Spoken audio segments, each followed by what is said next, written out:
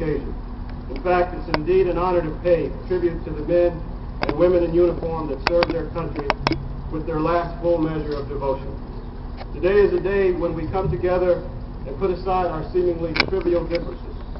This is not hard to do because a patriotic and honorable death knows no division or political views.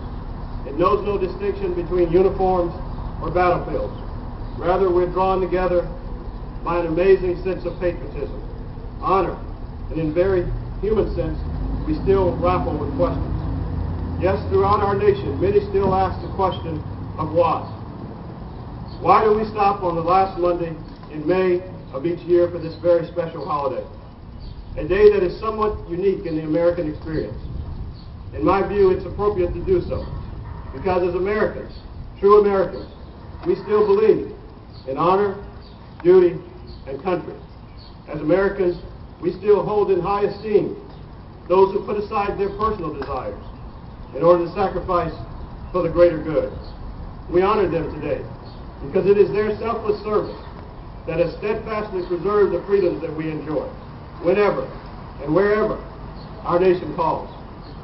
History has proven that she calls often. She called when we secured our freedom from the tyranny of British rule.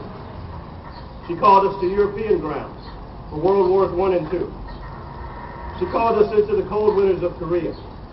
She called us into the hot jungles of Vietnam.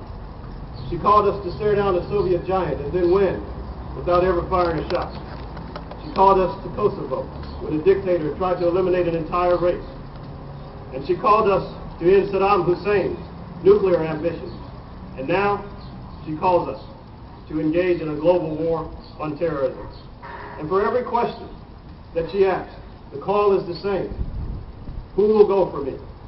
Who will go and serve your country? I ask that you look around. Many that you see here today have answered the question that I will go and serve my country, even at my own peril. And for those who did not answer the roll call this morning, those missing today from our ranks, they also answered in the affirmative, that I will go and serve my country. And that, my friends, is the answer to that first question of why we stopped on the last Monday of this month to celebrate this historic day. The next question, though, is where do we find these people? These giants of men, these seemingly heroic figures who are willing to give so much for so many and in return for so little. You can find them anywhere in America, but I submit that you can find them right here in places like Starkville, Mississippi. Allow me to share a few stories of your own heroes. You may recall in Army Sergeant Travis Cooper. Sergeant Cooper was born right here in Macon, Mississippi, down the street, and I'm told he grew up wanting to be a soldier. When he first applied for the Guard, he was rejected. You see, in his childhood, he had a tattoo applied to his neck. Sergeant Cooper got a job at a grocery store here in Starkville, I'm told, and had the tattoo removed. He then later had a dream come true when he joined the Mississippi Army National Guard, the 2nd Battalion, 114th Field Artillery Regiment, headquartered here in Starkville. Cooper would go on and deploy in support of Operation Iraqi Freedom. He would perform over 50 missions as a rifleman and a forward observer.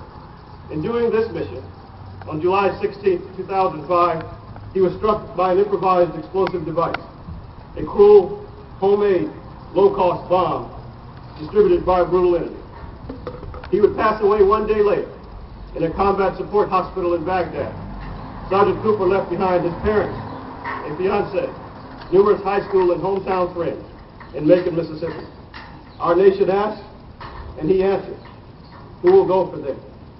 Even closer to home, we find yet another example of an ordinary man willing to do extraordinary things. Not too long ago, this very street, Main Street, was filled in honor of another fallen hero, Army Corporal Robert Taylor McDade. According to Army records, Corporal McDade was a product of Starkville Academy, Starkville High School. McDade attended Mississippi State University. He played tuba in the famous Maroon Band. Yet this great American was one of your own. At some point in this young man's life, he decided to serve his country. He joined the Army in 2005.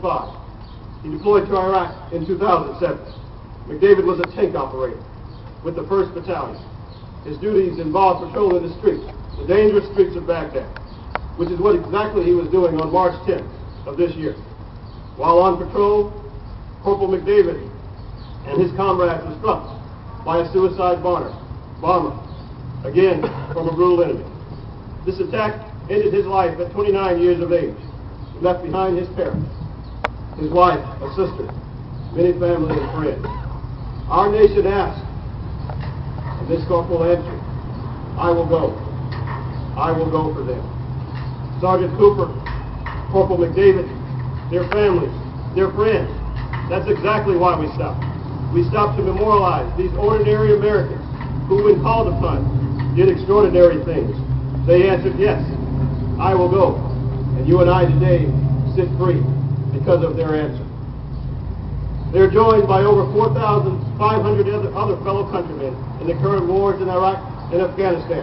All of their parents, all of their friends, and all of their neighbors who honor their service. By your assembly today, Starkville, you respond to all those who mourn, to their families and their friends, with an affirmation to never, never forget their service, and to always, always honor their sacrifice.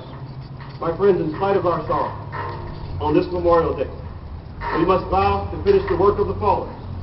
We owe it to them to finish the task for which they gave their lives, bringing peace, freedom, and democracy to a troubled world. In this war on terror, as in all previous wars, Americans are not conquerors, they are liberators. Those who have left our ranks, do not forget. Remember that their final act on this earth was to fight the forces of evil in an effort to bring liberty to an oppressed nation. Don't ever forget, perhaps it is history's highest calling. Certainly, it is America at her best.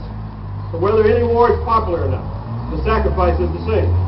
The same for more than 1 million men and women who died in service of this nation in wars and conflicts since 1775.